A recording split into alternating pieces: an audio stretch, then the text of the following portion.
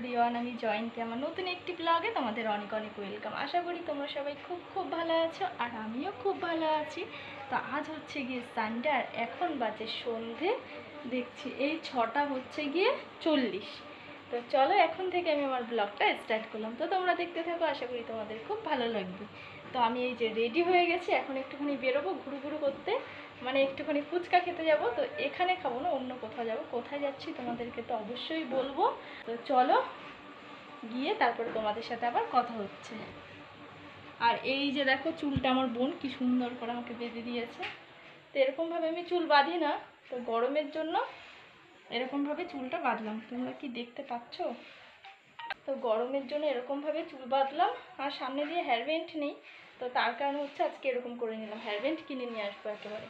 আর গরমের জন্য এই জামাটা পরলাম। চলো গিয়ে তোমাদের সাথে কথা হচ্ছে। আর আজ তোমাদের সাথে একটা ছোটোখাটো মিনি ব্লগ শেয়ার করব। তো যাই হোক, চলে এসেছি ফুচকা খাওয়ার জন্য। তো এই জায়গাটা কোথায় তোমরা হয়তো দেখে অনেকে চিনতে পেরেছো। তো যাই হোক, আগে প্রথমে তো ফুচকা খেয়ে নিলাম 30 টাকার। এই প্রথমবার 30 টাকার ফুচকা একা খেয়েছে। 20 টাকারই খাই বেশি, আমি 30 টাকার খাই না। তো আজকে 30 টাকার খেয়ে ফেলেছি। তো এই যে দেখো, এই জায়গাটা দেখো পুজোর সময় কত ভিড় থাকে। এটা হচ্ছে কি ITR মোড়। আর প্রত্যেক দিনই বিকালবেলায় প্রায় এরকম হালকা পাতলা ভিড় থাকে। তো ওই মাঠের মধ্যে আর কি বসা যায়। তো যাই হোক, ওখানে ফুচকা খেয়ে পোষায়নি বলে আবার মাঝের চরের দিকে চলে এসেছি। তো ঝাল ঝাল করে এখান থেকে 10 টাকার ফুচকা খেয়েছি। তো আমার একটু ঝালটা বেশি না হলে ভালোই লাগে না ফুচকা খাওয়ার সময়, অন্তত ফুচকা মাখা এইসব খাওয়ার সময়। তো ওখান থেকে আবার 10 টাকার ফুচকা খেয়ে চলে এসেছিলাম 3 নম্বরে। এসে একটু এখানে বসেছিলাম মাঠের মধ্যে। তো বেশ ভালোই হাওয়া দিচ্ছিল আজকে। তো এখন যাচ্ছি হচ্ছে বাড়ির দিকে।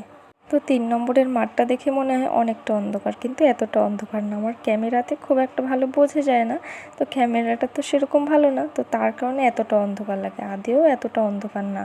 তো যাই হোক, কর্নেটো নিয়ে বাড়িতে চলে এসেছি, বোনকে দিয়ে দিলাম। বোন তো খুব খুশি। তো এর আগে তো আমি খেয়েছিলাম, বোনের জন্য আনা হয়নি। তো আজকে বোনের জন্য এনেছি, বোন তো খুব খুশি হয়ে গেছে। তো যাই হোক, ওই খাবে, আমি কিন্তু খাবো না। আমি অনেক টাকার ফুচকা খেয়ে ফেলেছি, আর ইচ্ছেও করছে না, পেটটা ভরে গেছে। আর বাড়িতে এসে দেখলাম লোকনাথ বাবার প্রসাদ, তো খুব খুশি হয়ে গেলাম। তো চলো, আজকের এইটুকুনি একটা মিনি ব্লগ ছিল। সবাইকে টাটা।